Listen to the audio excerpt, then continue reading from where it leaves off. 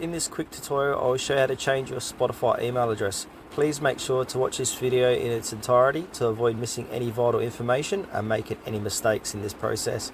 In saying that, let's dive into it. Alright, so head over to your Play or App Store, search for Spotify, and make sure Spotify is updated to the latest version. Once that is done, click on Open, and make sure you're on the home screen here. And then once you're there, click on your profile. Should be top left hand corner of the home screen, and then click on Settings and Privacy, and under Account click on Email. Simply put in your new email address, confirm password, and then click on Save, and that will change your email address. So that's it for this video, guys. Thanks for watching to the very end. If you enjoyed this video, can you please leave a like and maybe subscribe to our channel? We really appreciate it. It helps us out a lot.